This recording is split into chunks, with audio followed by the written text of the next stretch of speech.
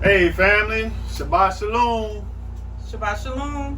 Hey family, we glad that you all could join us today for this very important topic. Family, we have gotten a lot of questions about this topic. When will you do a lesson on this?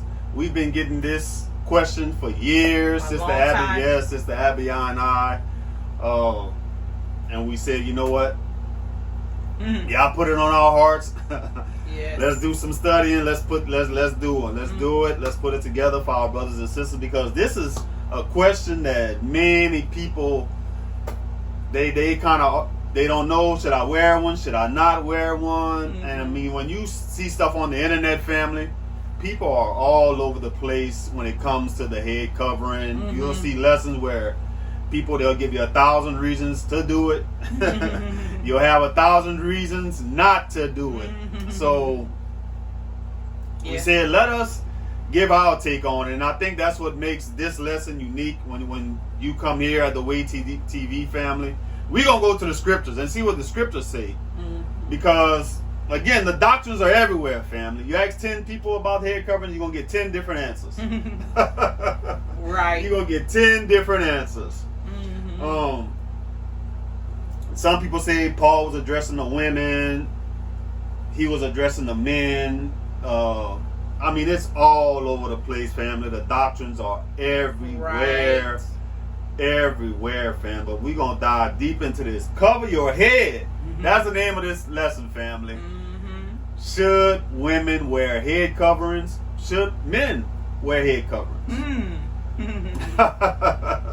Should men, Brother Rasha, you don't have why don't I have one? We're going to go to the scriptures, family. We are going to go to the scriptures.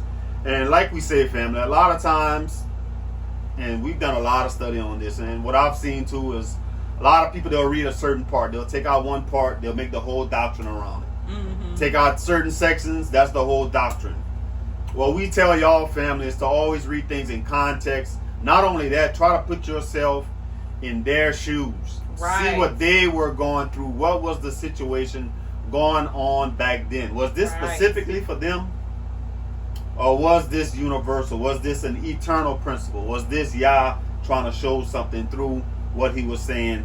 Through the prophets, through the disciples, family, through the apostles. Right. That's how we have to look at it. And this one too, we used to get this a lot. And this is when we first started our ministry. Sister Abby and I would come on. We'd get questions. Why, sister? Why you don't have a head covering on? Right. We used to get that all the time.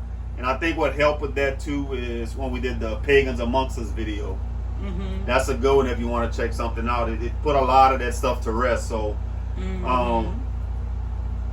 we're going to address this one. I don't know if you wanted to add something. Oh, well, no, not really.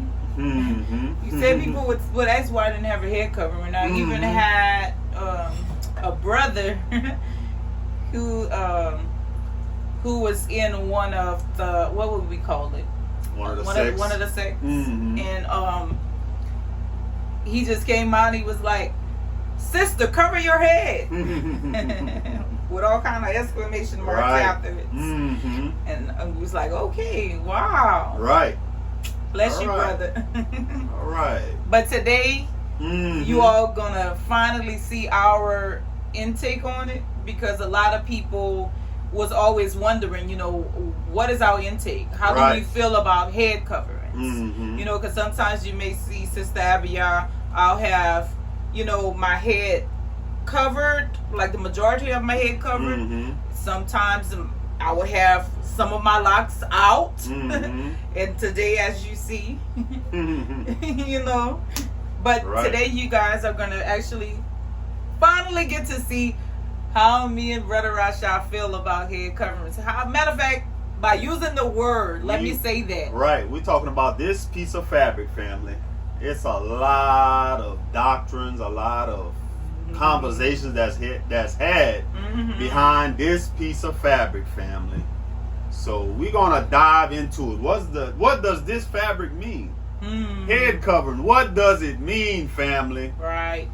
So let's dive into it. In the text, we're going to be talking about. You want to say something? I was going to say that is the women version. But right. We didn't have a. We don't have one with us. One of the male. What would we call it? A turban. Turban. Yeah. Right. See them, they have but I different just wanted things, to mention that. Yeah, I've seen some of the brothers have that on. Right. I never got a question. Nobody ever said to me, brother, why you don't have a turban on or whatever you want to call it? Right. Why your head not covered, brother? I never got that one. Might get it today. So let's dive into let's talk about the text that we are reading from. This is where the doctrine comes from 1 Corinthians chapter 11, starting at verse 1, family. And this is Paul writing to the assembly in Corinth. You want to read that? Mm-hmm. And before we start, let's say this. When you know how in some Bibles, family, they have the little subheadings at the top of before the passage starts, before paragraphs start. And in this section, it says roles in worship. That's the subtitle. Roles in worship. So that's important. So 1 Corinthians chapter 11, starting at verse 1, family. So 1 Corinthians, before we even start reading 1 Corinthians, here was a letter from Shaul. Yep. With Shaul. Paul. Apostle Paul. Right. To the assembly. And remember too, their assembly that they were talking about is when they were all gathering together in a physical place. Right. A physical place. So it says, be ye followers of me, even as I also am of Mashiach. Now I praise you, brethren, that you remember me in all things, and keep the ordinances as I delivered them to you. But I would have you know that the head of every man is Mashiach. I'm looking at your head. Yeah. And the head of every woman is the man. I'm your head. That's what it said. Okay. And the head of Messiah is Yah. Every man praying or prophesying, having his head covered, dishonoreth his head. But every woman that prayeth or prophesied with her head uncovered, dishonoreth her head. For that is even all one, as if she were shaven. For if the woman be not covered, let her also be shorn. But if it be a shame for a woman to be shorn or shaven, let her be covered. Yep. Shorn just mean a low cut, family. And low cut or shaving the bald head, right? For a man indeed ought not to cover his head, for as much as he is the image of, the image and esteem of Yah. But the woman is the esteem of man. For the man is not of woman, but the woman of man. Neither was the man created for the woman, but the woman for the man. For this cause ought the woman to have power on her head because of the Malachs, the angels. Nevertheless, neither is the man without the woman, neither the woman without the man in the master. For as the woman is of the man, even so is the man also by the woman. But all things of Yah. Judge in yourselves, is it comely that a woman pray unto Yah uncovered? Don't not even nature itself teach you that if a man have long hair, it is a shame unto him?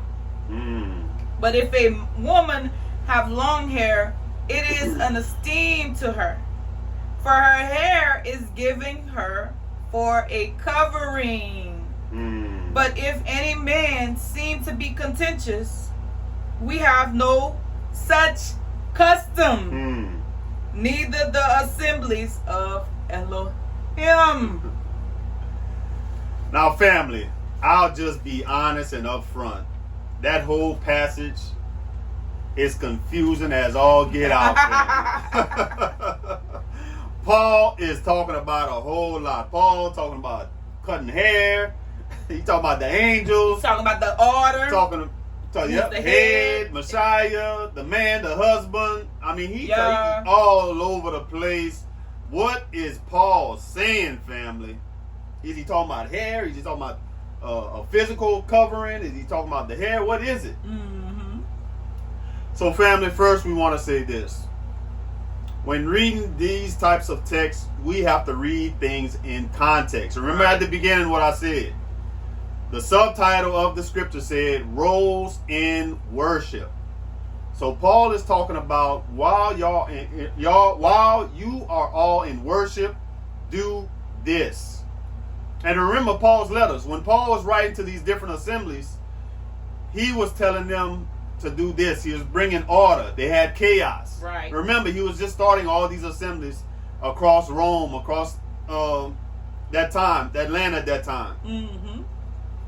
In all these different places. So, and we know he's addressing assembly because when you read verse 17, right after 16, the last one that you just read, remember at the beginning, verse 1, he said, I praise you to do this because you're doing this.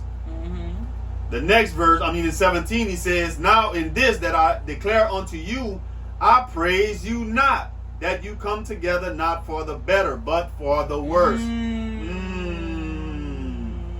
So Paul is writing them to say, you know what? Y'all got a lot of chaos going on.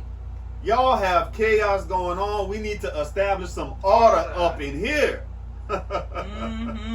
We need some order, family. Oh, yes. And let's look more into the context. Who was Paul writing to? Paul was an apostle to who? The Gentiles. Yup. Paul was the apostle to the Gentiles, right, family? That's 2 Timothy 1, verse 11. Let me pull that up right quick.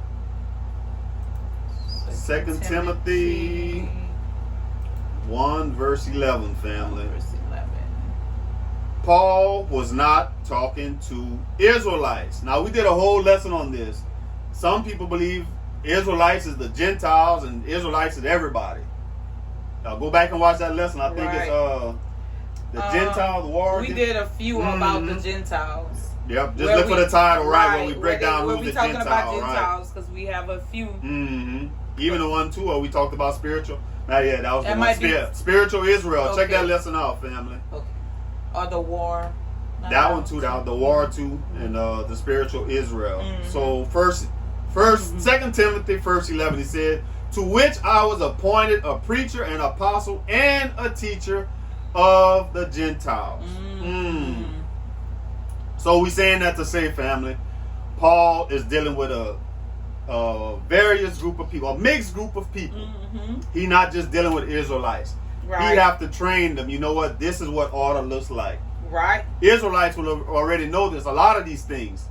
So he has to tell these new converts, these new people that's converting to the belief, that's converting into the walk. This is what order looks like. Y'all may not know when y'all was in paganism what y'all was doing. Right. Or what kind of order y'all had. Right. But we got order in these assemblies. Absolutely. And if they were, I'm sure they were coming into the belief with the actual Israelites. You know, so when they were coming into it, I'm sure that there was some disagreements between the two. So it was chaos. It was contentious. Yes. So absolutely. Paul, but we know who he wrote his letters to. He just told us who he was speaking to. And he writing them. We think about that too, family. When he's writing them, he's not just writing them, just to pass time. I don't have nothing to do. Let me just write them. He's writing them because there's problems. There's issues going on. Right. So in a lot of these letters, he's correcting them. They must be doing something wrong. Y'all got to do it this way. No, you know what? Y'all doing it wrong. Do it like this. And another thing, too, when you read that, I want y'all to listen to this, family, because people always equate this 1 Corinthians chapter 11 only to women. This is only dealing with women having their head covered. We got to think about that. Excuse me, family. So we're going to break this whole thing down. We're going to break it down today. Paul is establishing order, family. And you know what's funny? And we say this all the time, family. We got order everywhere else in society. When you're on a job, don't you have a boss? Can you just go up to your boss and say all kind of crazy stuff? You know what? Today I'm the boss. Right. Y'all follow my orders. See how quick you get fired. How that work out for you, family? If this type of chaos was going on at your job, you wouldn't even stay there. You'd be like, we gotta have some order in here, man. The janitor giving me orders. Right. I'm the CEO. I gotta clean the bathrooms. No, family. Come on now. We gotta do it different. Yes. We gotta do it different, family. So let's break down these scriptures. We're gonna go line by line, family, and see what each of these mean. So let's start back again. 1 Corinthians, I'm gonna start at verse 2. You want to go to the next page? He says, now I praise you. So again, family, he's praising the assembly. You know what? Brethren, that you remember me in all things and keep the traditions just as I delivered them to you. So he's like, I told y'all the ordinances. I told y'all the customs. I told y'all the traditions. You know what? For the most part, y'all following them. So hand clap. I'm praising y'all.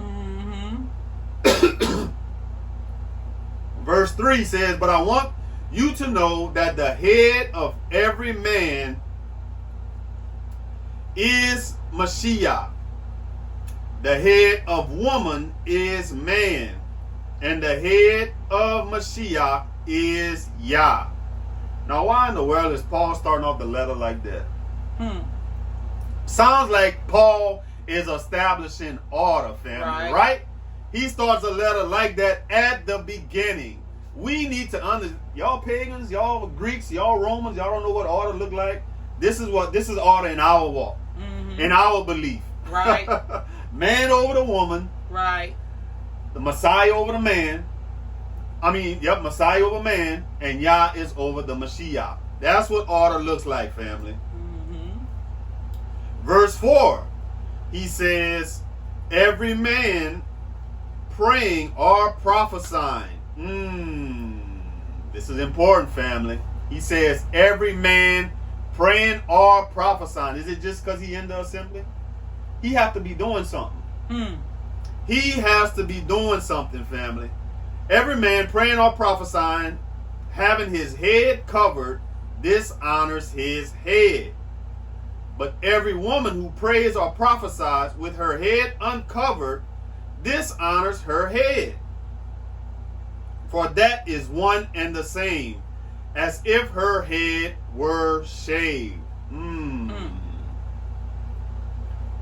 The big question here is, what does uncovered mean? What is Paul talking about when covered? Because some people think it's the hair or it's a literal piece of fabric. What is Paul talking about? Where is he getting this from?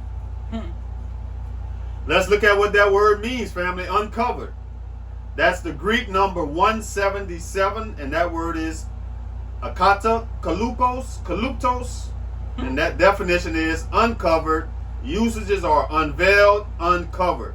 And family, it's a combination of two words, akata and kaluptos. That word kalupto is Greek number 2572. It means to cover, veil, hide, conceal, envelop. So it means veil, hide, cover. What would Paul know about veiling? What would he know about covering and hiding for a woman? Paul was a Hebrew, right? Hebrew of the Hebrews. He would have gone back in the old covenant, in the law, and pull out the examples, right? So let's look at those examples, family. We're going to go to Genesis 24, starting at verse 63. You want to read that? It says, and Isaac went out to meditate in the field toward evening. And he lifted up his eyes and saw, and behold, there were camels coming. And Rebekah lifted up her eyes. And when she saw Isaac, she dismounted from the camel. And she said to the servant, who is that man walking in the field to meet us? The servant said, it is my master. So she took her veil and covered herself. Then Isaac brought her into the tent of Sarah, his mother, and took Rebekah, and she became his wife, and he loved her. So Isaac was comforted after his mother's death. So I want y'all to see a couple of things in this verse, family. This is important. We have to understand this. If the context of this story is this, this is when Abraham sent his servant. Now his servant was a male. If you go back and look at Genesis at the beginning of the chapter, verses 2 through 6, it tells you that this is a male, right? He sent his male servant to go get his son Isaac a wife, which was Rebekah. So he brought her back to Isaac. But something was happening. Isaac was afar off. She was right there with Abraham's servant, which was a man. She did not have a cover on, because she had to. It says she put on her veil. When she saw Isaac coming, her future husband coming, then she veiled herself. That being before then, she was not veiled. Right. She was not covered. But I thought the woman had to be covered at all times. Well, and you know what? There's people that actually believe that women should be covered all the time, and the only person that should see her hair is her husband behind closed doors in their homes. Right. They actually have congregations that's their doctrine. Oh, we see it all the time, a lot, and it's not just in the truth; it's Christians too. We see it. But that was interesting that she was not covered on first. When she saw Isaac coming, she covered herself up.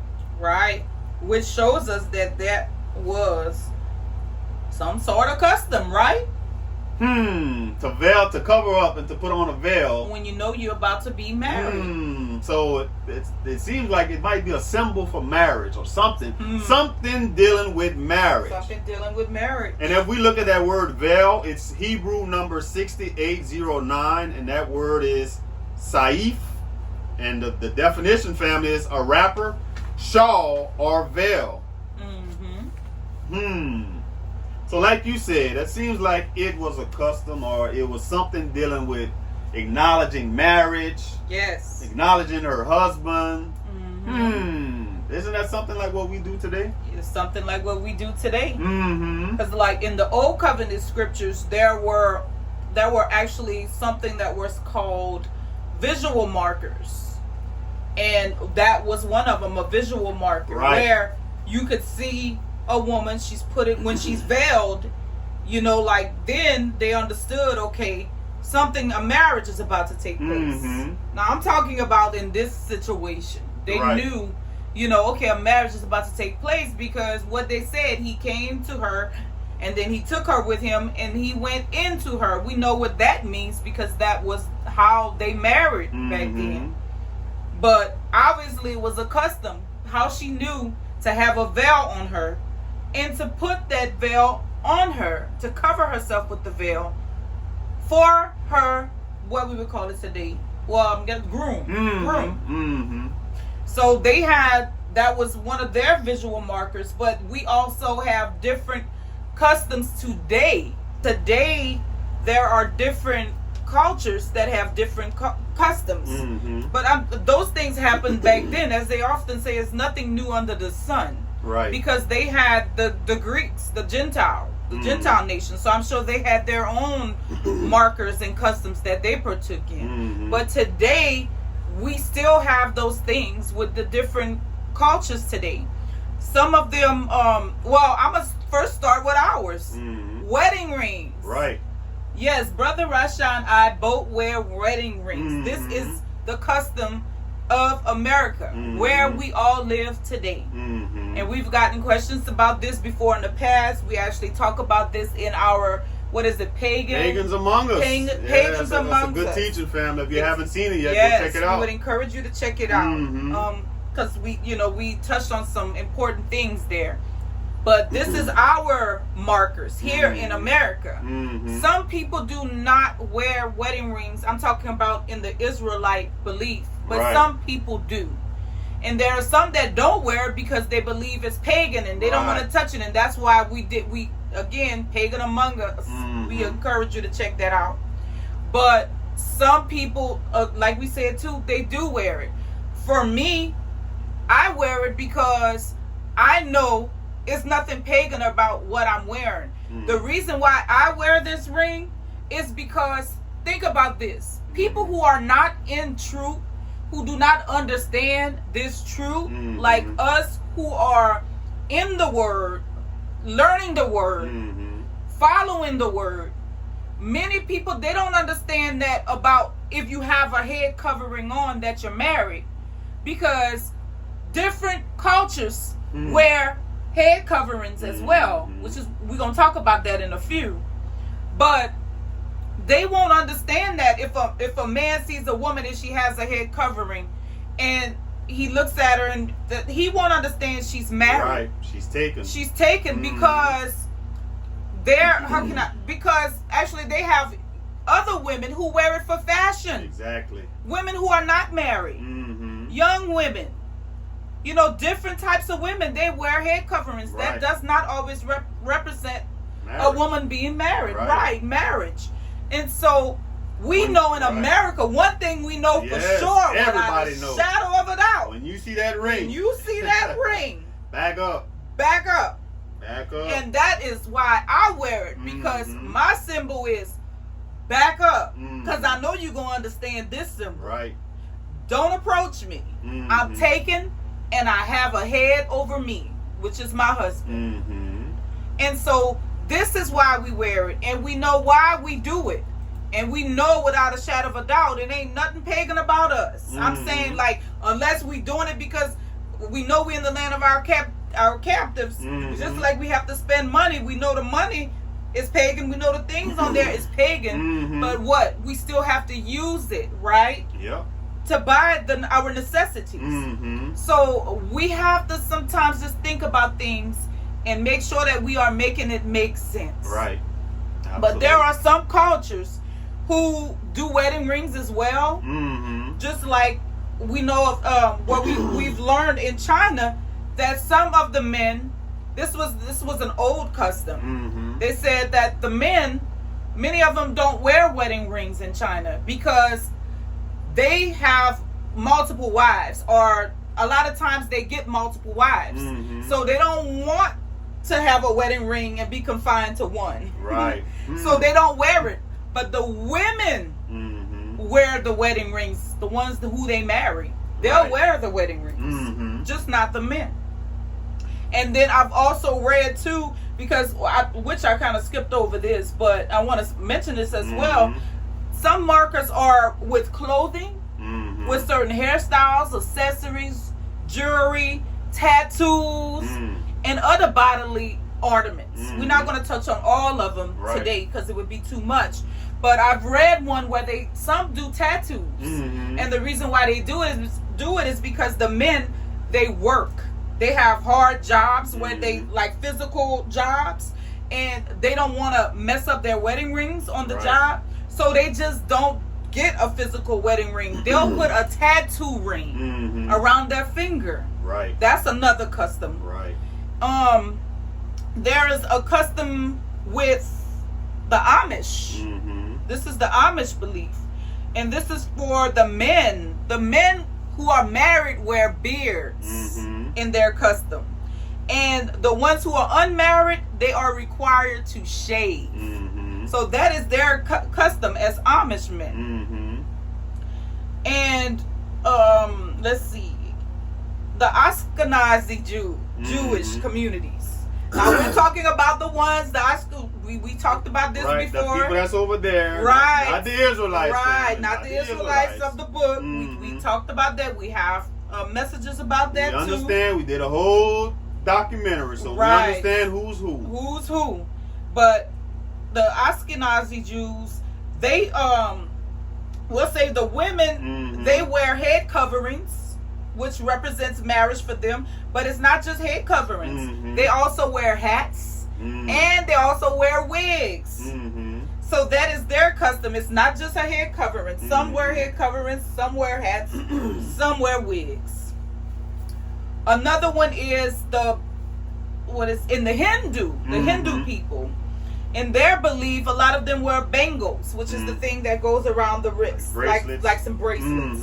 And they wear it on both hands. And they said they never remove them unless they get divorced or become widowed. That's the only time they remove it. And I want to do something a little bit new, family. I want to share some pictures. We normally don't put pictures on the screen, but I want to show y'all some pictures of some head coverings, because I think it's important that we see this, family. Right. Because we see them today, we see different styles, but like what Sister Abia was reading, different cultures, they do different things. So let's look at these women with these head coverings. Some have, they call it a hijab, where it shows the face and it's covering their hair, covering the neck. Have another where it just shows their eyes. A burqa covers the whole face. These are all veils, family. These are all coverings. They have some called a full body cloak. And they got another one that it covers the hair, the neck, and the shoulders. This woman on the end. So we see different versions of it, family. Right. And then what you read about the Amish, let's see theirs right quick. I have a picture too of the Amish. Amish wear head coverings too, family. So yes. Ooh, that's plenty of. We're gonna get to that. Look at these women. All of them. And then they got it to where it's covering like the back.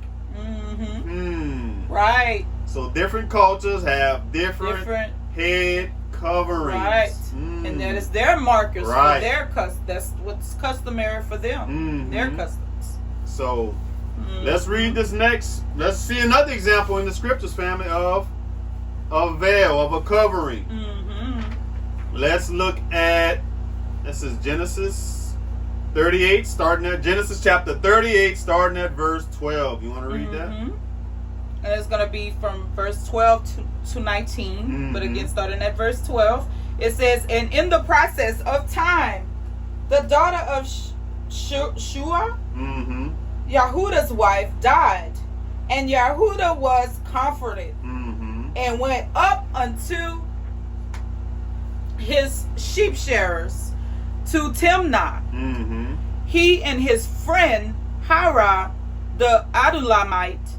And it was told Tamar, saying, behold, thy father-in-law goeth up to Timnah to shear his sheep. Pause right there. Now, give a little backstory on Tamar. Tamar was Yahudah's first son's wife. Remember, he died. Yahudah had 3 sons. His first son died. Then you remember the story, family. He told the second son, go into your son's wife. She was a widow, and give her a seed for your brother. Wife, your brother's wife. Your brother's wife. Give her a seed. The second son was like, nope. He spilled the seed on the ground. Remember that, family? Then he told Yah killed both of them, both the sons. Struck both of them because Yah was not happy with them. So Yahudah told Tamar, go back to your hometown, go back with your father, go back to your father's house. The third son was young. Told him when he gets old, I'm going to let him marry you. This is going to be your husband. So that's the context of the story, family.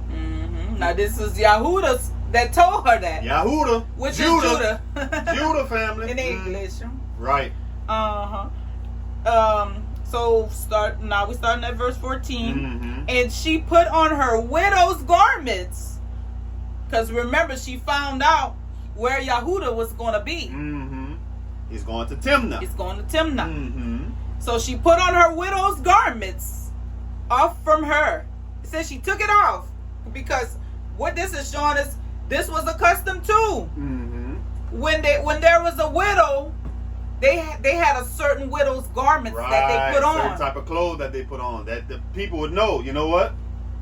That's a widow. That's a widow. Mm. And I would like to ask too, are we doing that today? Do we still have widow's garment?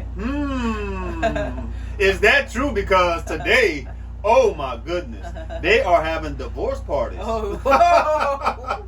What? Divorce, widow, that Widow, don't mean nothing today. Widow mean time to party. Time to party. I'll never forget when we was riding down that street not too far from my mama's house. Goodness, yes. Y'all probably seen it in y'all area, family. Yes. A man had a sign in the yard. What it said something like, "I'm celebrating my divorce." I think he said finally divorced. Finally got rid of her or something. Finally, he said divorce. He said finally got the divorce. Finally got the divorce. He put a whole yard sign. And it was like some balloons and stuff. It was like he was cheering about it. Yes, it was a celebration for him. So, I think he said thank goodness. Something. It was. We should have took a picture of it. Right, but I know it was him rejoicing about his divorce. Oh my goodness, you all probably seen that. If you did, put it in the chat. Right. But we've seen something like that. And they have things out here in Louisiana where people call it a divorce party event. Yes. That they give to celebrate. To celebrate. Oh, the divorce. Oh, we're talking about divorce. I mean, widow, but they're saying a widow's clothes, like, the woman is you're gonna say that she's a widow. Mm-hmm. The women, the people that's getting divorced today, or whoever women, a widow is a woman. Mm-hmm. They're not wearing the widow's clothes, right? No. So it's different. Yeah. It's different, family. But on 14 it says, and she put her widow's garments off from her, and covered her with a veil, and wrapped herself, and sat in an open place, which is by the way to Timnah. For she saw that Shelah was grown, and she was not given unto him to wife. Oh, so that's the son. That was the one that Yahuwah said, right, I'm going to give him to you. But she said she seen him grown, and like, okay, you didn't give him to me. Instead of being patient, she did something else. It says, when Yahuwah saw her, he thought her to be an harlot, because she had covered her face. Wow. What did she cover her face with? Verse 14. It says, and covered her with a veil. With a veil, you all. It says she took off her widow's garment and covered herself with a veil and wrapped herself. Sat at an open place, which is by the way to Timnah. Remember, that's where Yahuwah was traveling. For she saw. Oh, I read this already. We have to read it again. Right. But but she put on a veil, and it says that Yahuwah saw her, and he thought that she was an harlot because she had covered her face. And he turned unto her by the way and said, go to, I pray thee, let me come in unto thee. You all, I'm going to tell you, this was a hard one for me to take in. This was a hard one for me to take in when I seen what Yahuwah did. What? He went after the harlot. He went after. He knew it was a harlot. And he's like, he knew because they said because she covered her face. And he was like, let's go. And he said, wilt thou give me a pledge? I went too far, I think. Let's see. Yep, I went too far. 17. I'm at 17 now. Mm-hmm. And he said, I will send thee a kid from the flock. And she said, wilt thou give me a pledge till thou send it? Mm-hmm. And he said, what pledge shall I give thee? And she said, thy signet and thy bracelets and thy staff that is in thy hand.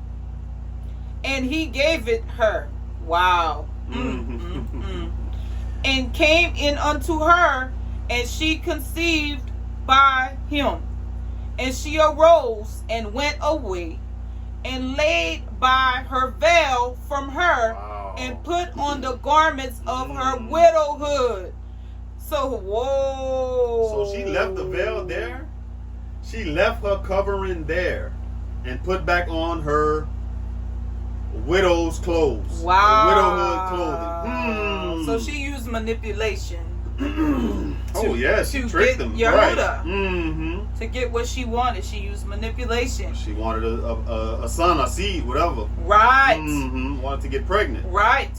But as we can see that when it came to a veil, it was not just the women who put on a veil for marriage or symbol of marriage. Yes. It was also prostitutes too who put on veils. Now, this is not to condemn. Want to make this clear because we all come from somewhere. We all come from sin. None of us is worthy of salvation. You know, praise Yah for Yahushua that we are delivered. We are all healed. But we just want to say veils were not just for the married. Right. The prostitutes also would put on veils. But it said here she covered her face with her veil. Right. And remember, the veil is a covering. It covers them. So what we're saying is this, family. What we can take away from this, like what Sister Abigail said. Veil could represent different things. It depends on the context. Depends who's wearing it.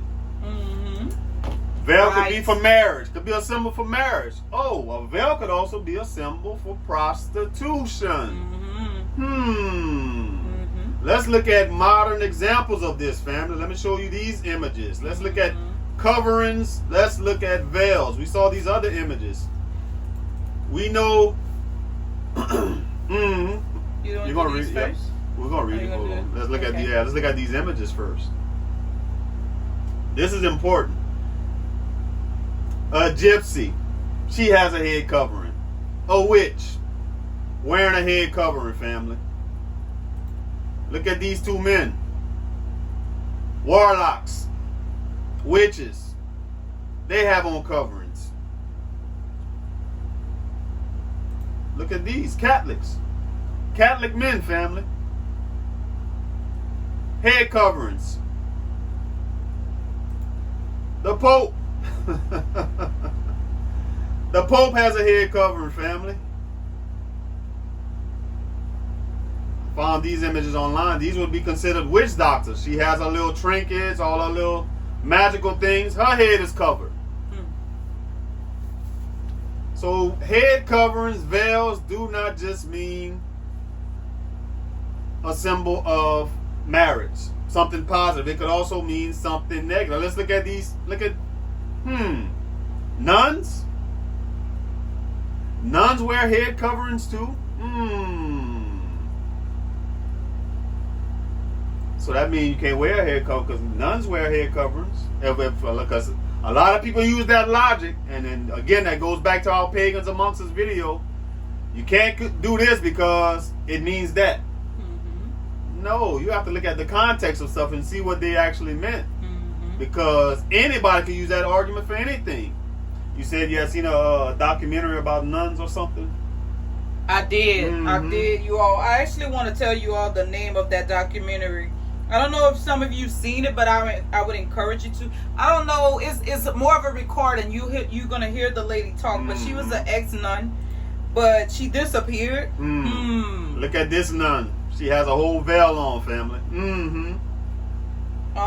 It's called, this is very, very good, you all, because I listened to it years ago, and it's still on YouTube. And I learned so much about the RCC. Mm-hmm.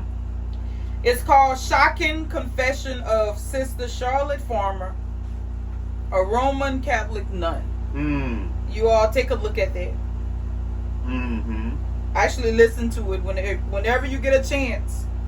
You all, some of you probably listened to it before. Some of you probably already heard what she's talking about. But it reveals a lot about that religion. Absolutely. And so you see them wearing these head coverings. Veils. That's deep. Let's look. And we saw images when they portrayed Jezebel. Don't they show her with a head covering? They show her with a veil. Right, family? So it's not just positive. We can see has negative connotations too, family, depending on the context. Right. Let's look. I saw this one. Rihanna has a head covering. Whoa. Huh? She an Israelite? She in the truth?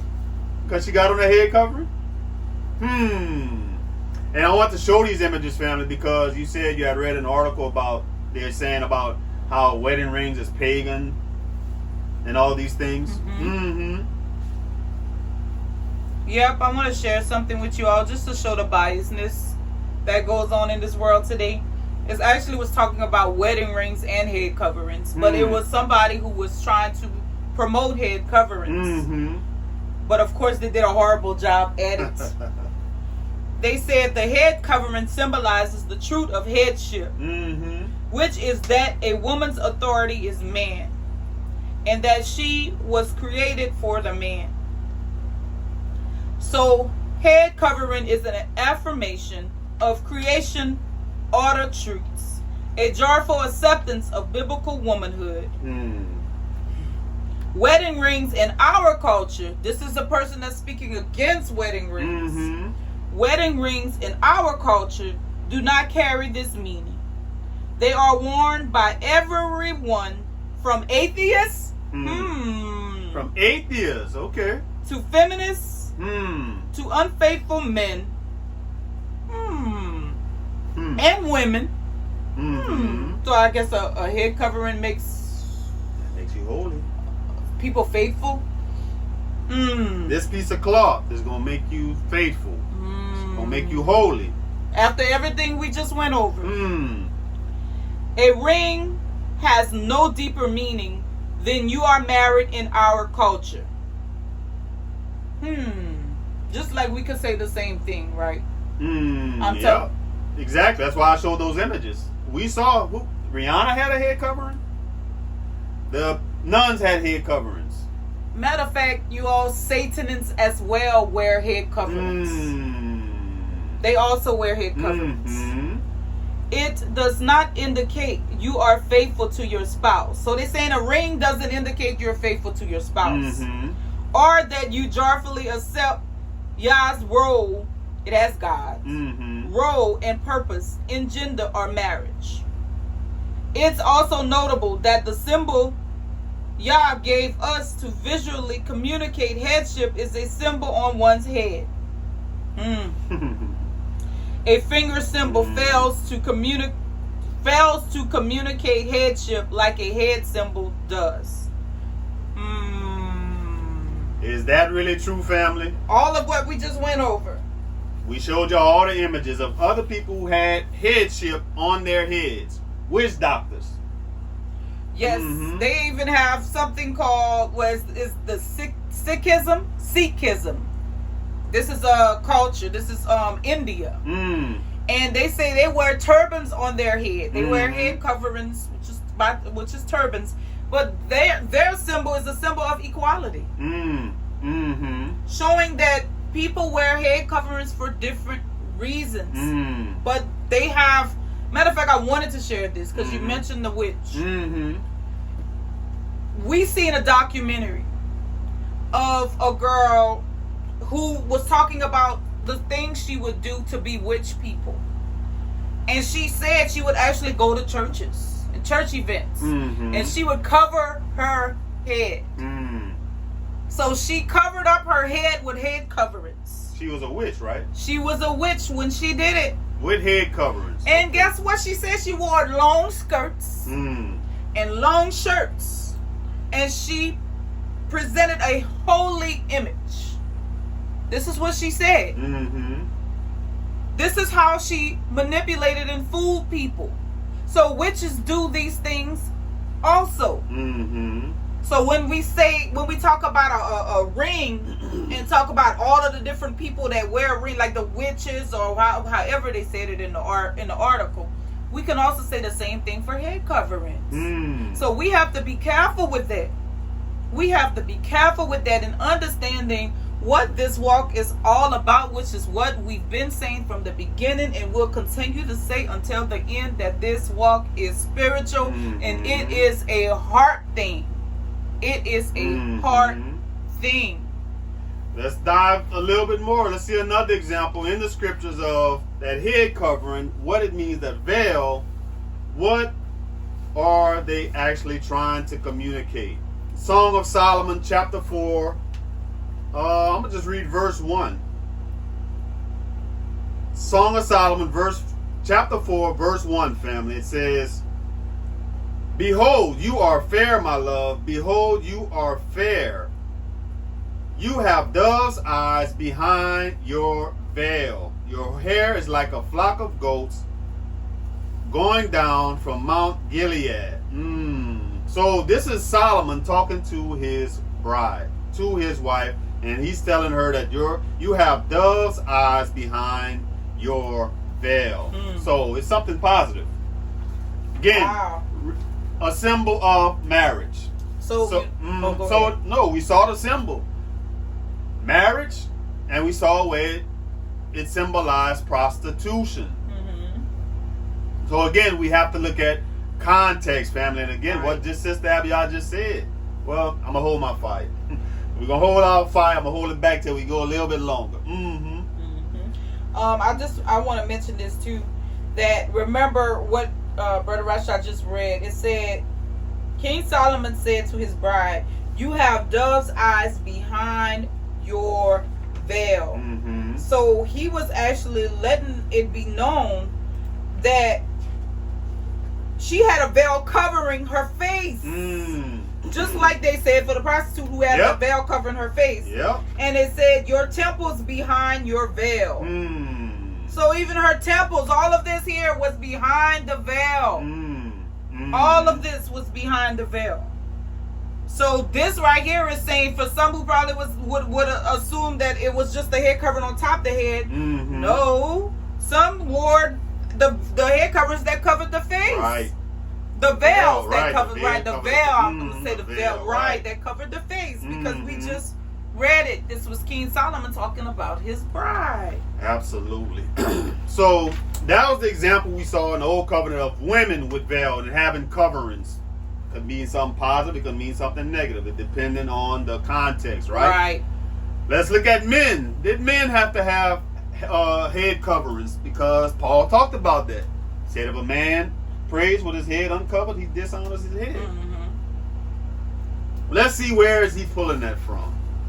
Let's look at Exodus chapter 28 verse 4, where it's talking about men covering their head.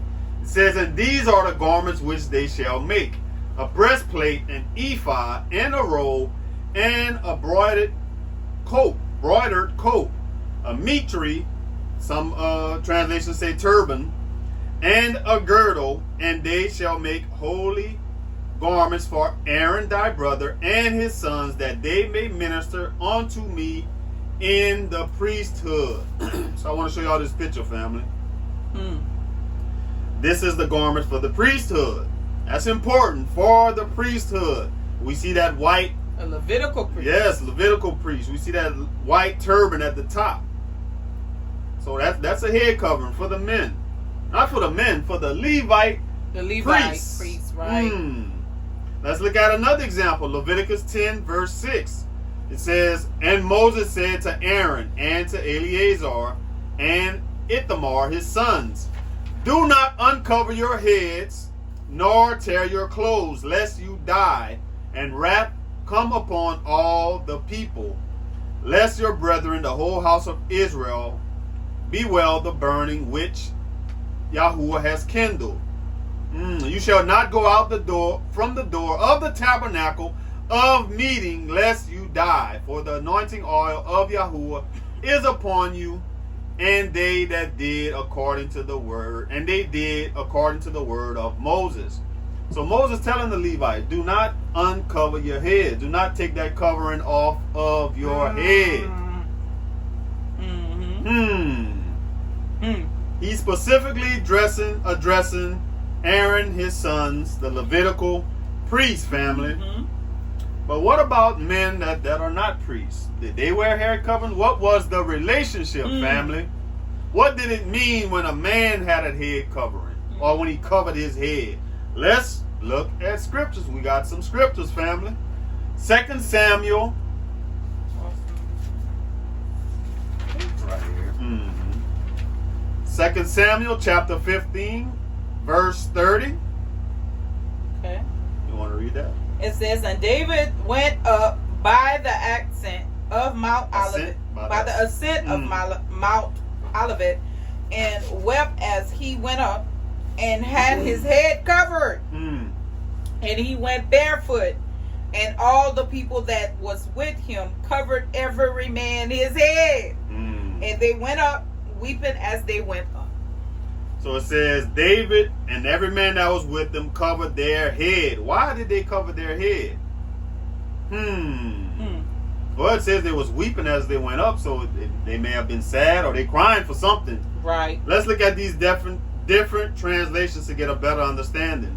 The New Living Translation says this, family. His head was covered and his feet were bare as a sign of mourning. So a head covered means a sign of mourning. The Amplified says this. You want to read the Amplified? It says, and David went up the ascent of the Mount of Olives, weeping as he went, with his head covered and walking barefoot in despair. So it's a sign of mourning. You in despair. Don't seem like it's something to be happy about, nothing to be proud about, covering like your sadness. head. Sadness. Great example. Let's look at Mordecai. Esther chapter 6 verse 12. It says, and Mordecai came again to the king's gate, but Haman hasted to his house mourning. Goes back to David. And having his head covered. So having your head covered as a man meant a sign of mourning. It's a sign of despair. Sadness.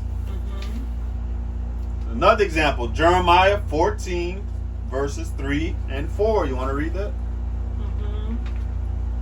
It says, and their nobles have sent their little ones to the waters. They came to the pits and found no water. They returned with their vessels empty. They were ashamed and confounded and covered their heads, because the ground is chapped, for there was no rain in the earth. The plowmen were ashamed. They covered their heads. So they were ashamed and they covered their heads. So family, let's recap a little bit. Let's see where we're at. Family, we're talking about head coverings. Cover your head. Should a woman cover her head? Should a man cover his head? We talked about the symbolism in the Old Covenant for the woman, family. It was a sign of marriage, a symbol of marriage. It's also a symbol of prostitution. For a woman to be veiled, for a woman to be covered. Right. For the men, if a man covered his head, if he was not a Levite priest, it was a shame. He was mourning. Regular men were not to cover their heads, family. This is what Paul would have known as the Hebrew of Hebrews. He's teaching this to these Gentiles, to the converts. So let's jump back into the text. I think we got that part covered, family. What does covered mean? What was Paul talking about? So let's dive back into our main text. Our main text is 1 Corinthians chapter 11. Now we will break down verse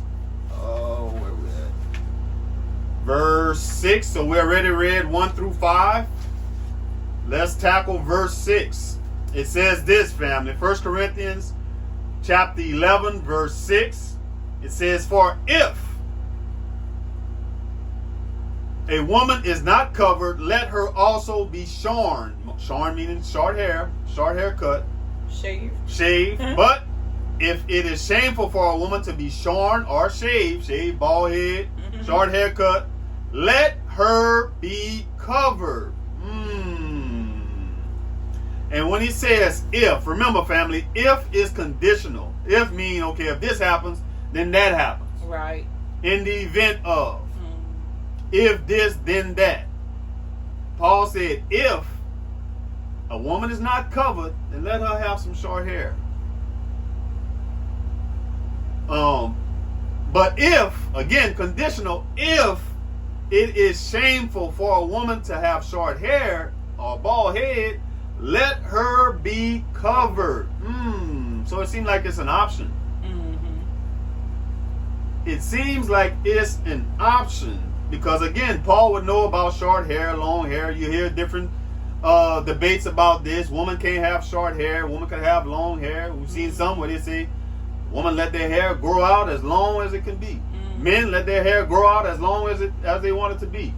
But in the law, they had to trim their hair and keep it a certain length. And it was like when they had long hair in the scriptures, it was a Nazareth, wasn't it? A vow. We're going to touch that right. Let's touch that right quick. So let's go into the law and see what Paul was talking about.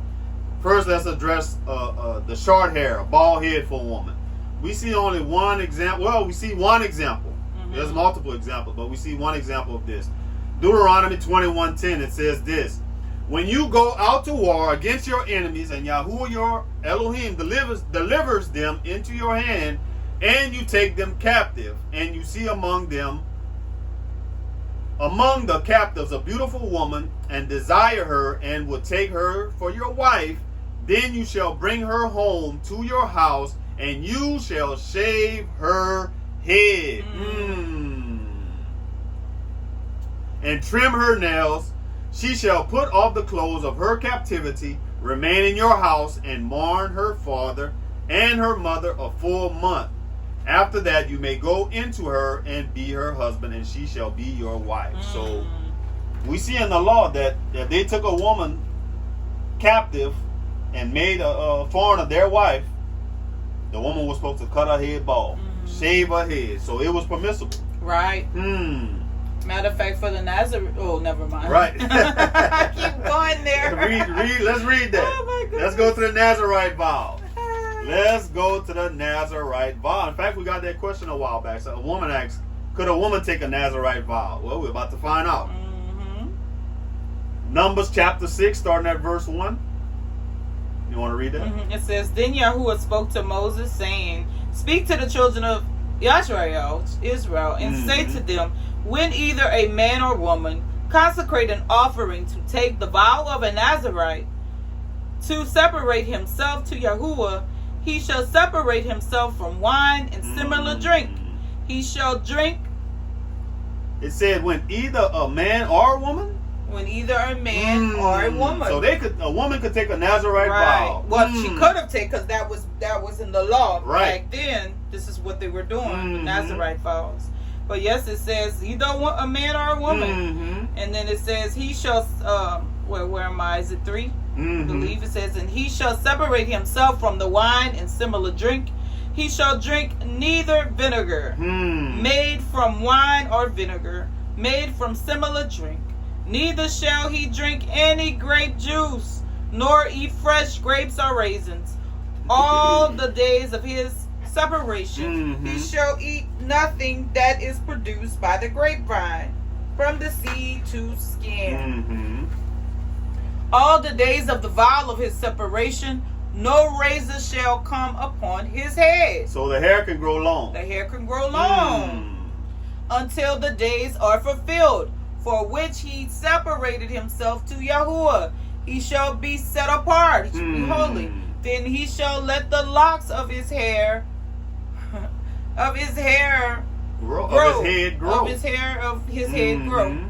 Then the Nazarite shall shave his consecrated head at the door of the tabernacle of meeting, and shall take the hair from his consecrated head and put it on the fire, which is under the sacrifice of the peace offering. Y'all heard that, family? So if you take a Nazarite vow, man or woman, you can let your hair grow long. A razor can't come to your head. And we know the most famous Nazarite of all, Samson, was in love with his hair. He never cut it. Thought all his power would come from his hair. Made his hair his idol. And a woman could take the Nazarite vow. So what it said, when they finish with the vow, what they have to do? Cut their hair and sacrifice it. Offer it up as a sacrifice. Shave all the hair off of their head, and they could sacrifice. So you can have long hair, you could be bald. It was permissible in the law, family. Right. And Paul knew about it. He took a Nazarite vow. Acts chapter 18, verse 18. You want to read that? It says, so Paul still remained a good while. Then he took leave of the brethren and sailed for Syria, and Priscilla and Aquila were with him. He had his hair cut off at Syria, for he had taken a vow. So what, Paul got bald too? Yeah. He took the Nazarite vow. So family, like we said, Paul would know about this. So it would be, but this is what Paul is saying. When we read that verse, it was 1 Corinthians 11:6. He said, if a woman hair it don't matter if your hair is short or if it's bald. Guess what? You still got to put that covering over your head. You still have to put that covering over your head. That's what Paul was telling them. Why was he telling them that? Well, we're going to find out. Why was he saying that? Let's continue breaking down 1 Corinthians chapter 11. Let's go to verse 7. He said, for a man indeed ought not to cover his head. He says, since he is the image and glory of Yah, but woman is the glory of man. Why is he saying man ought not to cover his head? Because he is in the image and glory of Yah. Again, he's getting that from the old covenant, family. Got it from Genesis chapter 1, verse 27. It says, so Yah created man in his own image. In the image of Yah, he created him. Male and female, he created them. So this is what it's saying. Man is the image of Yah.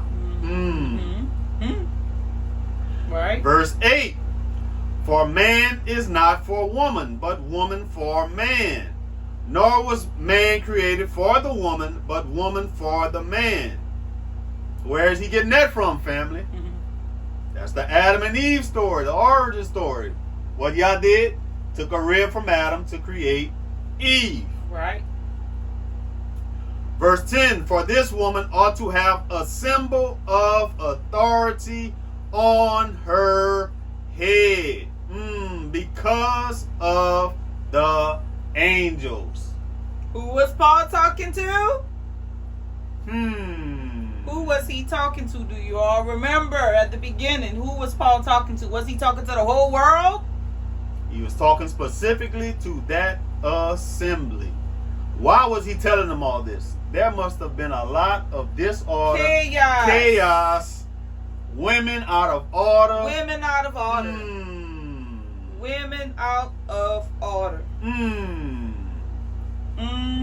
He said because of the angels. Why are you talking about the angels? Remember, the Malaks are always around us, family, at all times. Watching. They are watching, fam. This is what Paul is saying. He's like, y'all show some authority. Like, y'all got to have some order in here. Y'all got to have some authority in here. The Malaks are watching.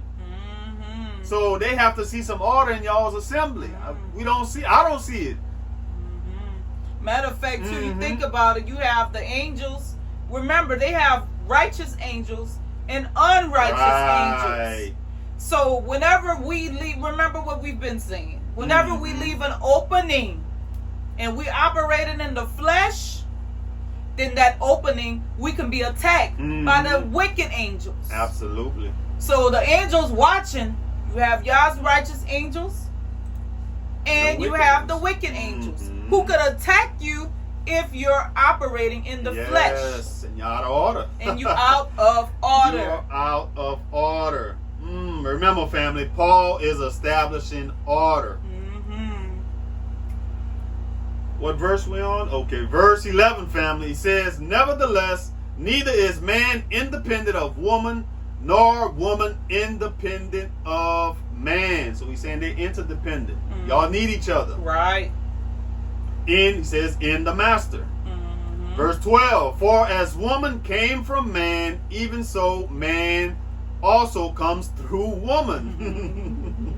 We both need each other. Both need each other. Man, you're not so strong that you don't, I can self-create. I don't need no woman. Huh?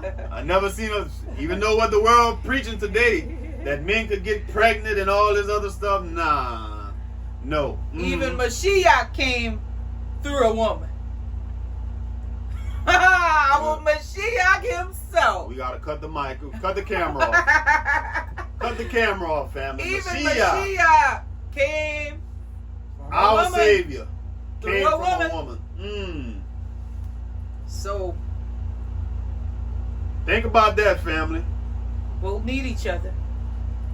And this part is important, the next part. Remember who he is writing to, family. He is writing to a variety. He's writing to the assembly in Corinth, the Corinthians. These are a mixed group of people. These are pagans, some Israelites with them too. But he has to explain order to them, what that would look like. You got Romans in there, Greeks, all these different cultures, pagans. Right. See if I could pull this image up right quick. I want y'all to see something right quick, family. Oh, like I gotta set some order. I gotta set order because not only the women wilding out, the woman not covered, not at all. usurping the man's authority. The men, he telling them don't cover your head. So if he telling them not to cover their head, they must be covering their heads. Right? Let's look at some of these images, fam. This is some Romans and pagans. They had head coverings too, family. Remember, they were in the assembly. Look at this. A Roman has a head covering on. He has his head covering. This is one of the governors or something. Look at this woman. Roman woman. She has a veil on. Let's look at this other. They did. Look at these women. These Roman women. They doing some type of religious sacrifice. Burning incense. Don't they have their head covered? Look at this mirror of these Romans that are doing a sacrifice. They sacrificing this bull. You see this priest? Look at that priest on the left side, family.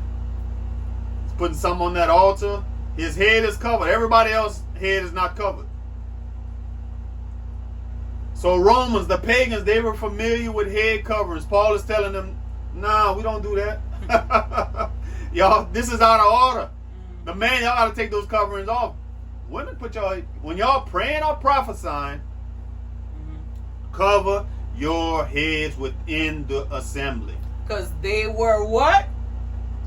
Out of order. We have to establish order. This is what Paul was doing, family. Y'all don't know order? Well, I'm going to establish some order for y'all. Yes. And listen to verse 13, family. Paul says this. He says, judge among yourselves. So he's like, I'm telling y'all this, but y'all need to judge if this is what y'all going to do. He's not saying that this is law. He's not saying that this is law, family. He's saying y'all judge what y'all going to do. What you just said? He's not saying what? This is law. That's important, y'all. Paul said, judge among. I'm leaving the decision up to y'all. This is for y'all because we're going to see. Remember, Sister Abby, y'all been repeating the same thing throughout the whole lesson. Who was Paul speaking to? He's speaking to this assembly at Corinth, because he's going to write another letter to another assembly. He's going to say something different. He's going to say something different. Telling us that this is not law. Verse 13, judge among yourselves, is it proper for a woman to pray to Yah with her head uncovered?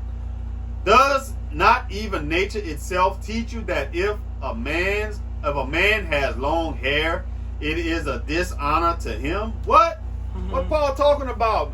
We just read about the Nazarite vow. The man can let his hair grow. You're not supposed to cut your hair. Where is he getting that from? He must be making a distinction. Let's look at Ezekiel 44:20, family. See what Paul talking about. Read that for me. It says, they shall not shave their heads or let their locks grow long. They shall surely trim the hair of their heads. He's getting that from here, family. He's saying, men, y'all can't let y'all hair grow like some women. That's exactly what he's saying. Trim y'all hair. We can see a distinction. Who's who. Y'all hair not supposed to be all long like some women. He's making a difference. I think he was commanding. Yeah, he was commanding this to the priest too, telling them, cut y'all. Nah, keep that thing nice and neat. Don't you come grow that too long. No. Looking like a woman. Right. Why? Let's look at the next verse. Verse 15. Read that for me. It says, but if a woman has long hair, it is a glory to her, for her hair is given to her for a covering. It doesn't say that for the men. It's talking about the woman. It says our hair is our glory. It says it is given to us as a covering. You mean this is not the covering? But if a woman has long hair, it is a glory to her, for her hair is given to her for a covering. This needs to be on at all times. You cannot show this. Hide it. Hide it. Oh, you're right. My bad. Hide it. Oh, you have to hide your glory. I didn't put Brother Rush out. You have to hide the glory. Does scripture say that? That you got to hide the glory? Or is that something man-made? That's custom. That is a tradition. We're going to see. We're going to see, because some people, we said it earlier, some doctrines, some faiths, some religions, women have to have this covered at all times. They cannot show their hair. They cannot show it. At all times. Let's see what happened with Yahushua. Sometimes those women be working hard in the heat, in the sun. You know what? But I'm going to leave it be. I'm going to leave it be. You know what? Everybody got to work out their own salvation with fear and trembling. Yes. So bless them. And that's what y'all put on their heart. That's what y'all put on their heart.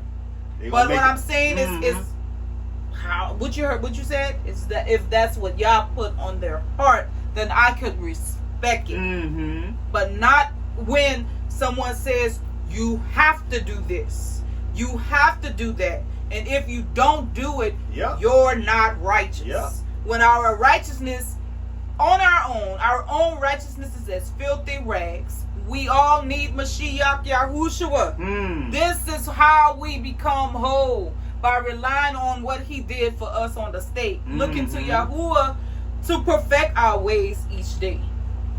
But we hear that, where we hear women get criticized for not wearing head coverings, making her feel like she's not righteous. People will not talk to you. We've heard people say you can't even come in the assembly. Don't even step in here. Don't even fellowship with us. Don't step in here. Or they're going to look at you sideways and make you feel very bad. Because the woman's head always supposed to be covered. Did Yahushua say that? Let's look at John 11:2, family. Read that for me. It was Mary who anointed Yahushua with ointment and wiped his feet with her hair, whose brother Lazarus was ill. She wiped his feet with her hair, but I thought the hair was supposed to be covered at all times. How did she do that if her hair was covered? How was she able to wipe Yahushua's feet? Let's ask an even better question. Why didn't Yahushua say Mary What are you doing? What are you doing pulling your hair out of from underneath your covering? I'm not supposed to see your hair. He's not. If anybody was supposed to say something, it would be him, right? Exactly. Our Messiah himself, exactly. Right? He would have said, "Don't do that. No, that's a dishonor." For those who feel like your head should be covered all the time. Why didn't Yahushua address anything about head coverings? Where did he say anything about some? It says, and it said he loved Mary. If you go on to read it, it'll say he loved Miriam and he loved Mary and Lazarus. And look, she wiped his feet with her hair. Sounds like a humble person, right? Absolutely. Sounds like a person with a good heart, right? Look like her heart is in the right place. Her heart is in the right place. Sister Abiyah and Brother Rashal, y'all always talking about that heart. It's funny how it always comes to that. That's what it comes down to. It's because that's what the word teaches us. Y'all listen to what Paul ends this section of scripture with, family. We're talking about head covering. Should a woman cover her head? Should a man cover his head? We are breaking down 1 Corinthians chapter 11. We broke down 1 through verse 16, and we're ending with verse 16. Paul says this, family.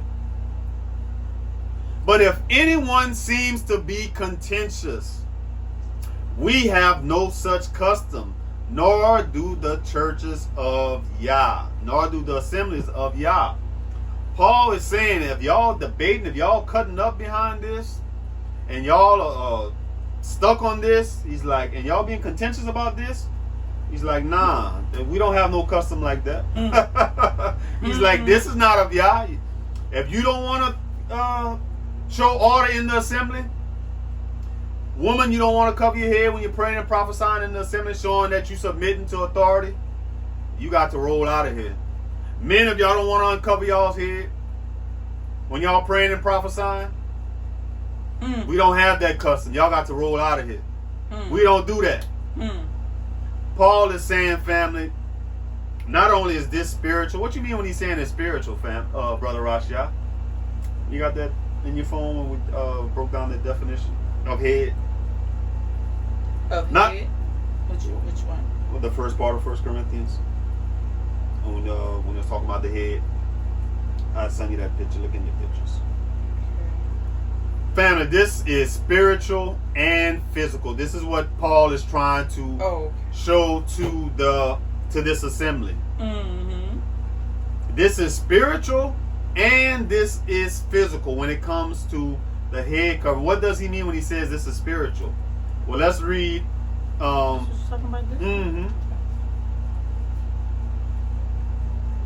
The head. Let's see. No, that's the one that I got. Let's see. I'm gonna pull it up.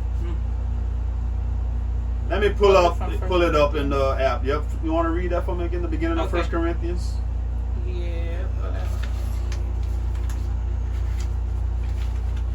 Let's see where Paul is talking about this is spiritual, family. 1 Corinthians starting where? At the beginning. At the beginning. Okay. Right here. Yep. Okay, it says, now I praise you, brethren, that you remember me in all things, and keep the ordinances as I delivered them to you. But I would have you know that the head of every man is Mashiach. Mashiach.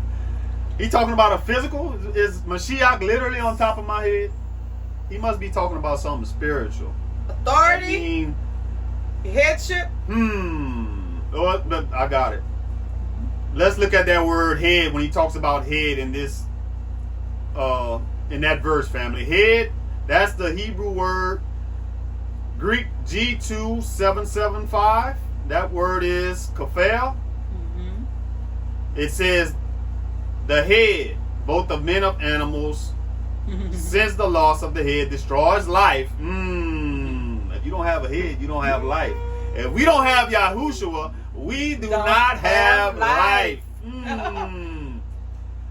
The other usage says a metaphor, anything supreme, chief, prominent.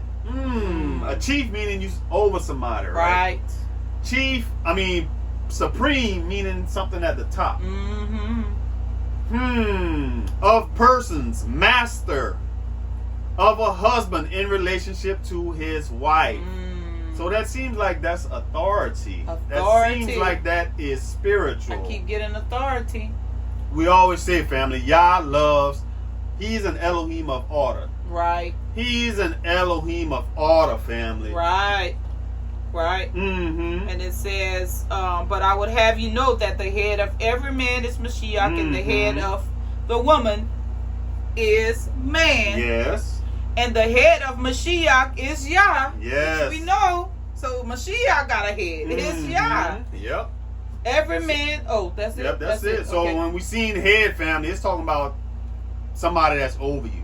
Supreme, chief, master. Everybody has a master over. Not only we talking about physically, but spiritually. Right. Again, Yahushua not sitting on top of my head.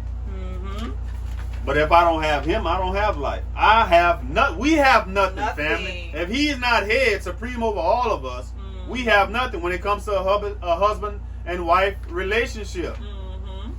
Men will be like, you know what, my wife don't listen. Your wife not listening, she's not submitting because you're not following.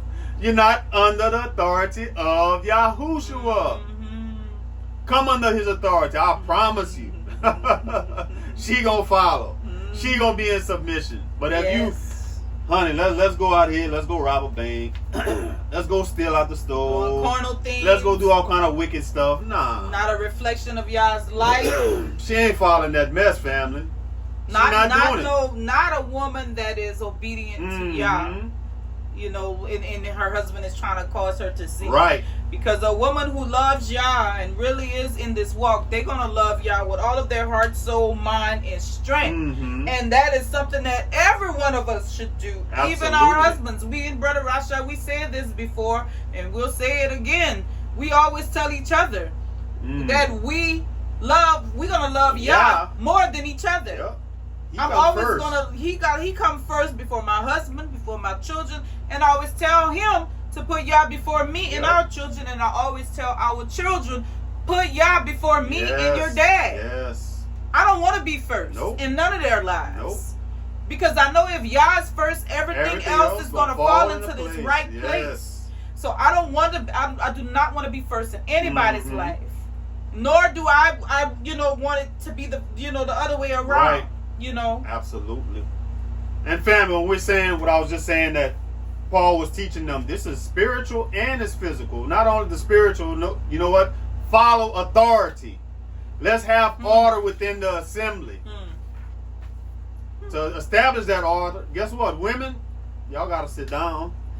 Y'all got to calm down. Y'all all out of order. Y'all usurping the authority of the men. Don't the scripture say that?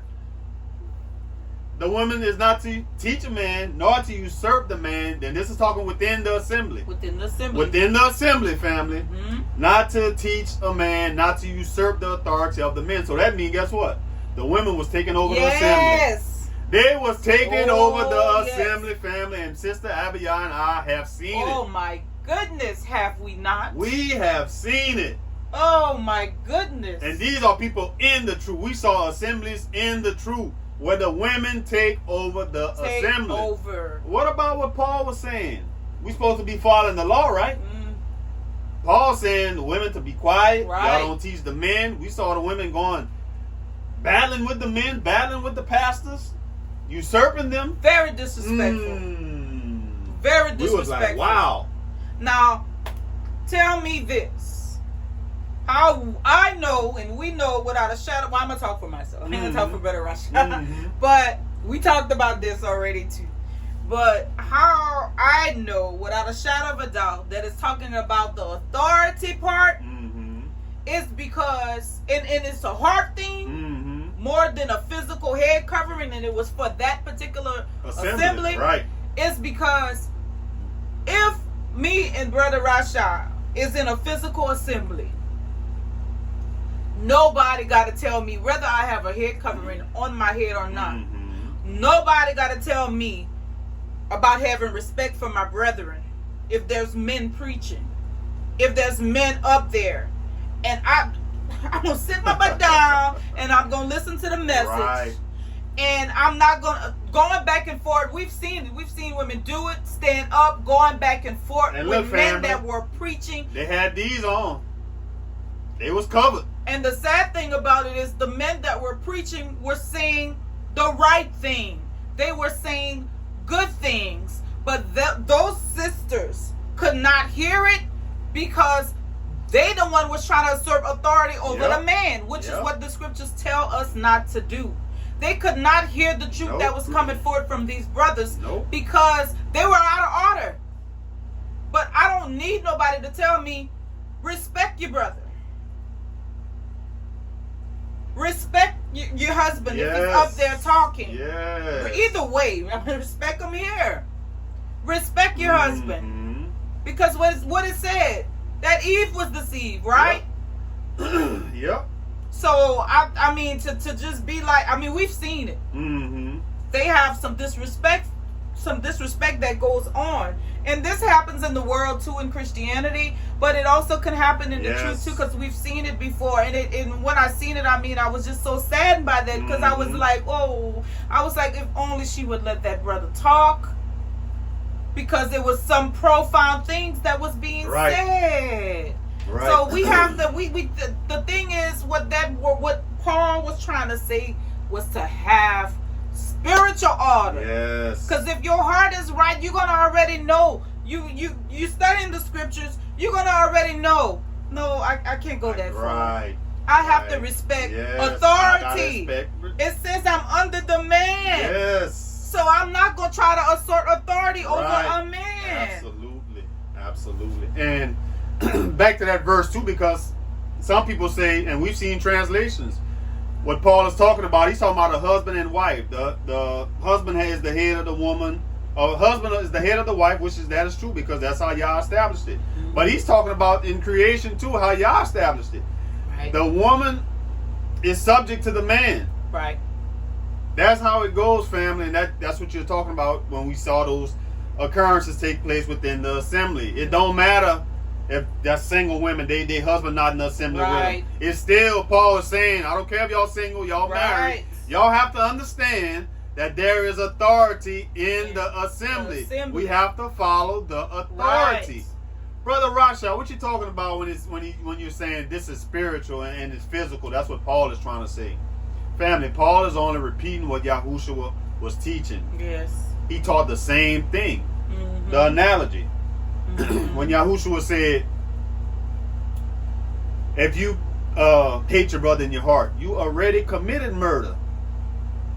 That's spiritual and physical, family. If I hate my brother in my heart, that's spiritual. Right. It starts spiritual. Exactly. Right? If murder, that's a physical act, right? Right. Yahuwah said you already murdered him. That's what he's talking about. And so if you don't hate him in your heart, are you going to murder him? Thank you.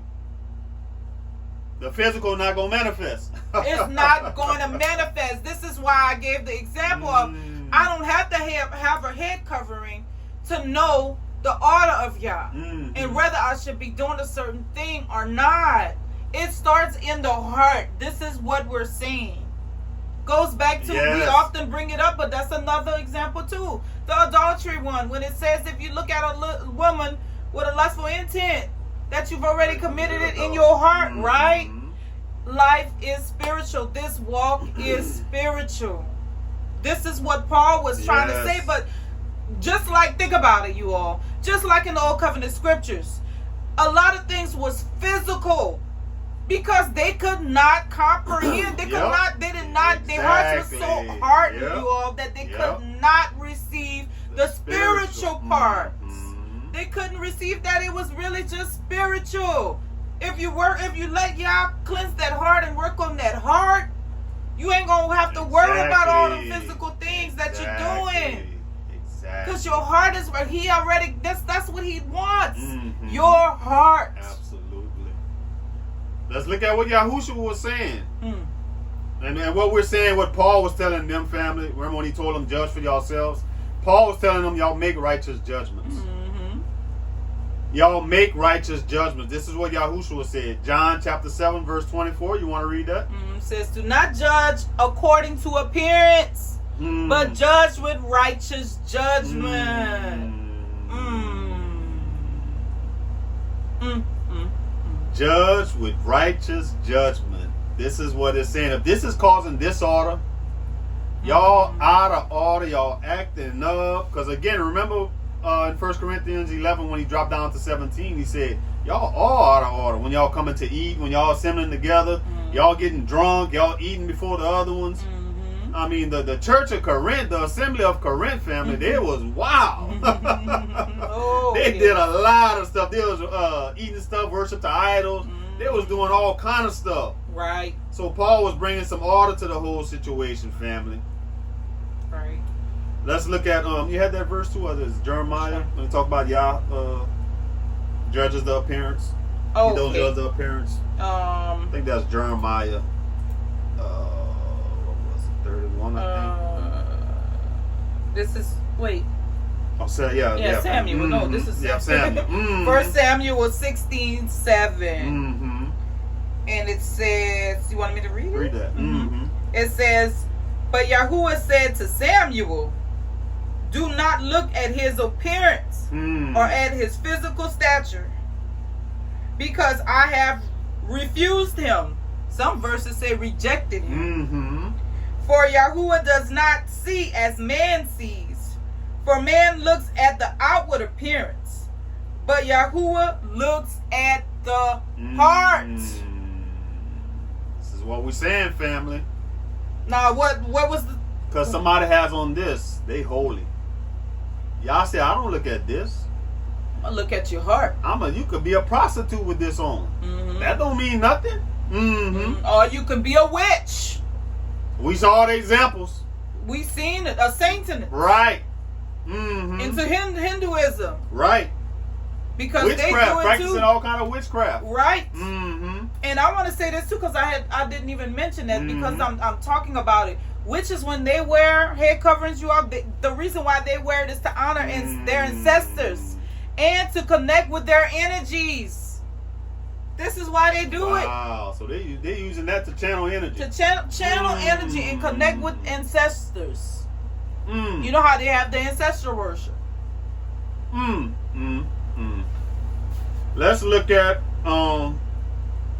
what I want to look at. Again, let's talk about this, family. We're about to wrap up. And listen, we're not saying we did this study, family. Sister Abby, I wear her head coverings all the time. We are not knocking anybody. Just on here. Yes. I go out and I wear head coverings. So I think it's beautiful. We want to make that clear. We are not knocking that. We definitely want to establish that. Right. I think head coverings are beautiful. But our thing is, we want you all to focus on the heart, because that's what Yahushua wanted, and that's what Yahuwah wanted from the very beginning. That's what Apostle Paul wanted too. But just like they had to do for the Israelites, they had to use something physical for them to get it, because they wasn't allowing that heart to be perfected. And so this is what Apostle Paul did. He said, well, I'm going to use something physical so they could understand it better. So they could see the authority. They could see the authority. Yes. But the authority is spiritual. It's spiritual. It is a spiritual authority. This is why it talks about Mashiach having Yahuwah as his head, the man having Yahushua as his head. I'm going to put a graphic up where y'all can look at it. I mean, that's a perfect graphic when it says, remember the one with the umbrella? Right. Yep, I want y'all to see that, family, where it says, Yahuwah is the head of Mashiach. Mashiach is the head of the husband. The husband is the head of his wife. And if you single, it's the same thing.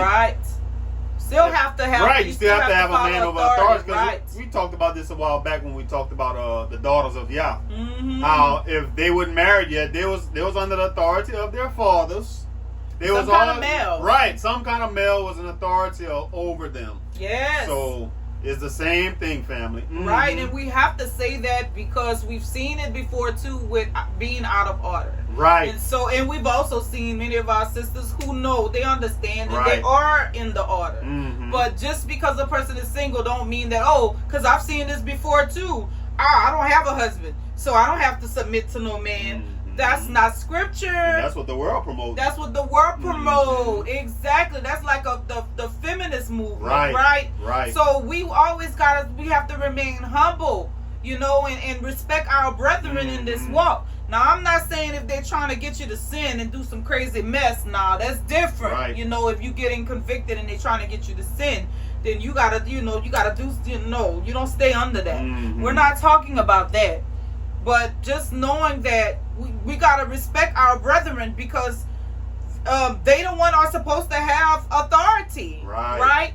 And for the woman, it talks about, we said it already, we submit to our husbands. I'm saying when we are married, and if not, you still have a covering. You still, you're covering, but I'm saying you still got a head, like some kind of brethren, somebody who's looking out for you, some male you can go to speak to, or who probably ministers the word to you, whatever. But we have to have order. Absolutely. Not let me teach you something, because we've seen that with women. Let me teach you. Let me teach you. I know better than you to our brothers.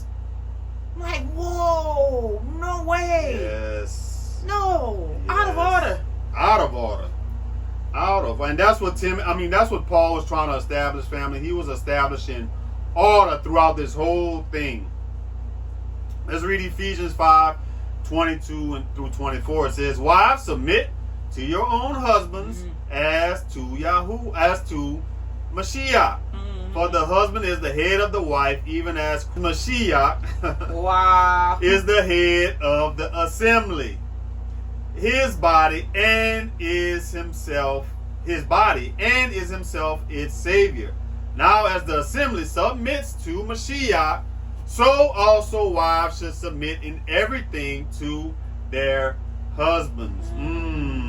Again, family, this is what Paul is establishing. Order, setting the order. It's not the feminist movement. Right. It is not the feminist movement.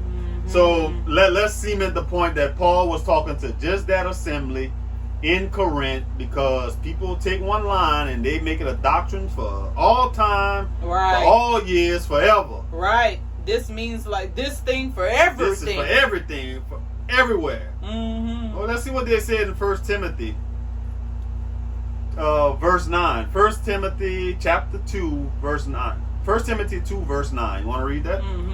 It says, "In like manner also, that the women adorn themselves in modest apparel, with propriety and moderation, not with braided hair, or gold, or pearls, or costly clothing, but which is proper for women professing," it has godliness, but set apartness, "with good works."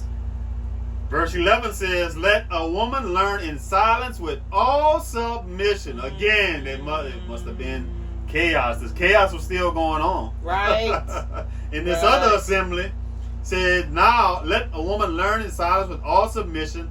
And I do not permit a woman to teach or to have authority over a man, but to be in silence." It sounds like respect to me. Yeah, it sounds like order. Sounds like order. So if he's establishing order, there must have been disorder. Right. Correct. And let me say this too, right? We did another lesson too about this when we're talking about order. Remember we talked about order in the assembly? Because dealing with women teaching and speaking. A lot of people have questions about that. Go check out that lesson, family, where we broke all of that down. Can a woman teach? Can a woman speak in the assembly? Right. Go check that out. Right.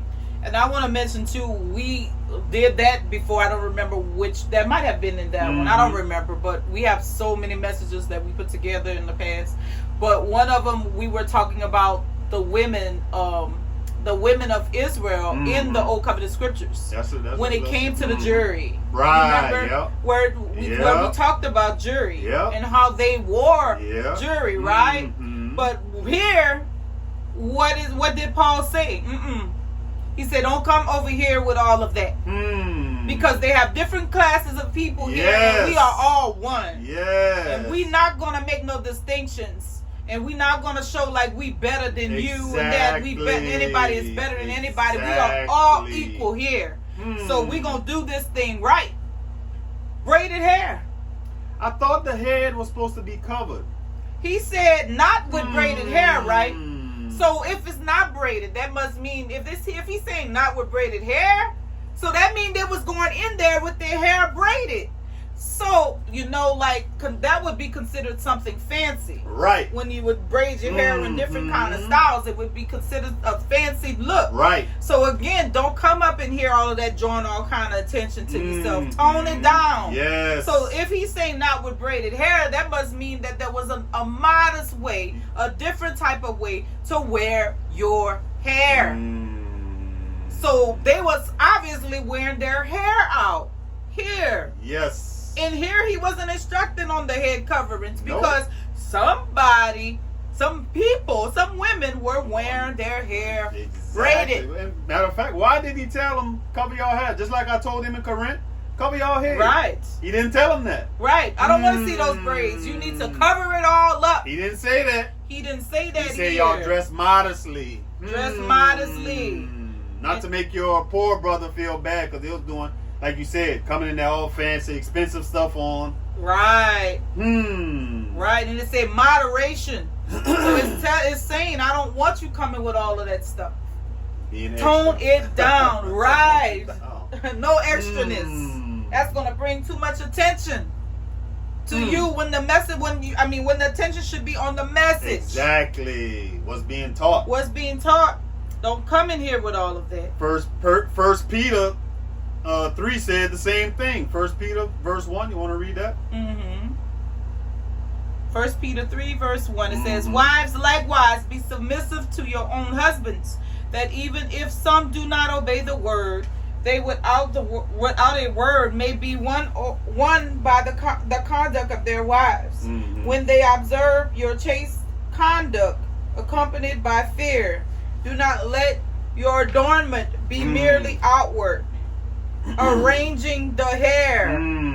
Wow. Says, do not let your adornment be merely outward. So don't just look good all on the outside. Right. Arranging the hair. Well, he just talked about the braided hair, right? Wearing gold. What he just talked about all that jewelry. Or putting on fine apparel. He said be modest. He said moderation. Rather, let it be the hidden person of the heart. Whoa. Goes back to that heart, family. Goes back to that heart. The hidden person of the heart with the incorruptible beauty of a gentle and quiet spirit. Sounds like a humble person. Which is very precious in the sight of Yah. Oh my goodness. What?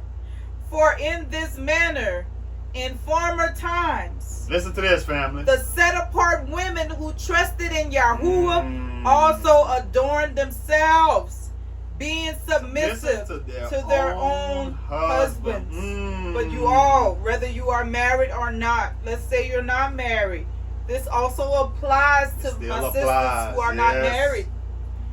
This still applies. It's an order for everything. It's order. It's saying respect. It's still, you don't have to be married to have a kind spirit. Right. You don't have to be married to be gentle. Right. To respect your brethren. Exactly. And of course, we know too, no brethren should be being authoritarian. Right. Being harsh to his sisters. We know that, and we want to say that.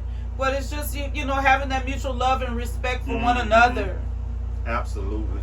And like we said, family, we are definitely not knocking anybody who want to wear head coverings. Because I've seen comments where people say, you know what, I've gotten revelations. My prayers got answers when I start covering my head. I feel better when I cover my head.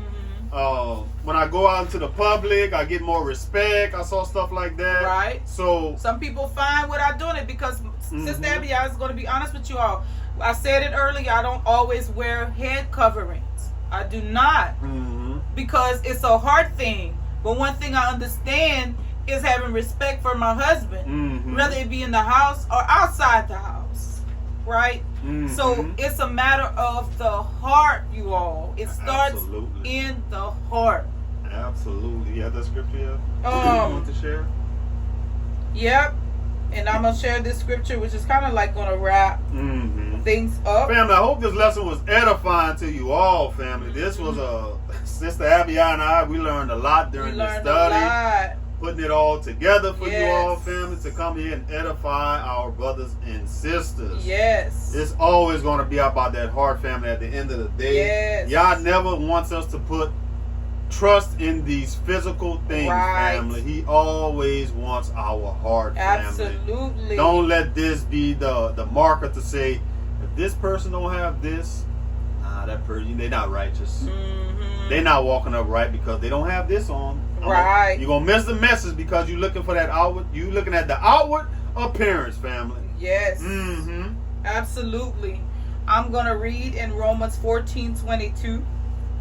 And I'm going to read the Amplified version, and it says, the faith which you have that gives you freedom of choice.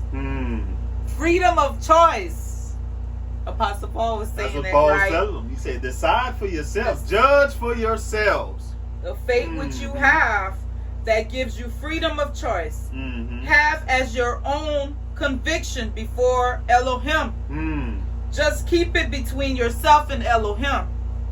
Don't go around pointing the finger. Why you don't have a head covering? You should have a head covering. Why, brother? Why your head not covered? Or whatever the situation is. Right. People do that. Why is your head covered? I mean. Yep. You know, but it says it says have as your own conviction before Elohim. Just keep it between yourself and Elohim, seeking his will. Happy is he who has no reason to condemn himself for what he approves. For what he approves. What's that scripture? Work out your own salvation with fear and trembling. This is your walk. Yes. We are free in Mashiach Yahushua. Yah wants our hearts, you all. Guess what? Sister Abby, I'm not going to stand in place of me on Judgment Day. I'm not going to stand in her place. We definitely not going to stand in your place. Right. That's why we say, go to Yah. Yes. Let him lead you and guide you in what you should do. Yes. The Ruach is going to convict you. Should I do this? Should I do that? Right. Yah's going to tell you. And if you are convicted, then follow your convictions. We tell everybody that if you're ever convicted about anything, follow your convictions. And remember this thing. Head coverings, the thing that what was going on in Apostle Paul when it was talking about the women wearing the head coverings. You all, this was not an instruction in Torah. We can't find out one we look law. High and low. We didn't see it. Unless y'all can put it in the chat, it's drop it in the not comments. An instruction. Right. We missed it, right? But we missed it. It's not law. And you know what I find funny about that too? Just wrapping this up. A lot of people, they don't like Paul's writings. They don't like what he said. They don't even believe in Yahushua. None of that. But you're going to hold on to this part what Paul said. Women, be silent in the church. Women, cover your head. Cover your head. But you don't believe Paul. You don't believe Paul? You talk against Paul. You talk against Paul all the time. But you're going to hold on to that part. Whenever you like that part. Right. Only the things that suit you, your flesh.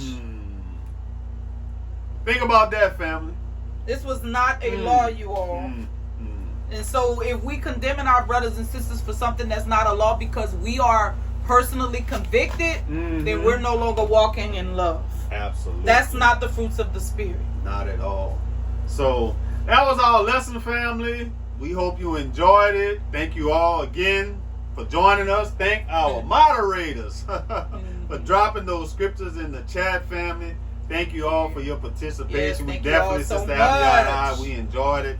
Thank you all who have blessed us. May Yah continue to bless you and your family. Yes, absolutely. So, y'all enjoy the rest of y'all day, family. And we will talk to you all, if not during the week, next week, family.